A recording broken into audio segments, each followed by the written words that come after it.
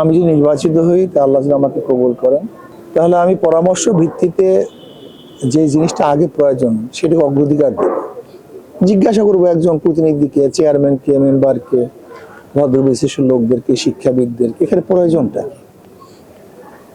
আলহামদুলিল্লাহ রাস্তাঘাট, হসপিটাল, শিক্ষা প্রতিষ্ঠান, অবকাঠামো যেগুলি আছে এগুলো সবকিছু উন্নয়ন করে চেষ্টা করবো ইনশাআল্লাহ। আর আমাদের যেহেতু এটা নদীমাতৃক এলাকা, এখানে হলো সবচেয়ে বেশি যোগাযোগের ব্যাপারটা সবচেয়ে বেশি গুরুত্বপূর্ণ, আর সন্ত্রাস সবচেয়ে মারাত্মক। আমি সন্ত্রাসকে ইনশাআল্লাহ জিরোতে নিয়ে আসার চেষ্টা করব, দুর্নীতিকে জিরোতে নিয়ে আসার চেষ্টা করব। আমি বিশ্বাস করি উন্নয়নের সবচেয়ে বড় বাধা হলো দুর্নীতি। সব জায়গায় মানে দুর্নীতি। যদি আমরা দুর্নীতিমুক্ত সমাজ করতে পারি, তাহলে এমনিতেই বাংলাদেশ কোথায় চলে যাবে যা চিন্তা করতে পারবে না। এর মূল দলিল হলো বিগত দিনে যারা সরকারে ছিলেন বা আমরা দেখেছি পেপার পত্রিকায়, বরাদ্দ হয় 100 টাকা, কাজ হয় 30 টাকা, 70 টাকায় চুরি।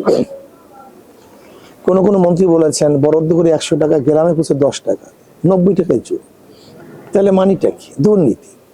তা আমরা দুর্নীতি মুক্ত যদি দেশ করতে পারি, তো এমন কোনো খাত নেই যেখানে উন্নয়ন হবে না, এবং ব্যাপক হারে উন্নয়ন করা সম্ভব।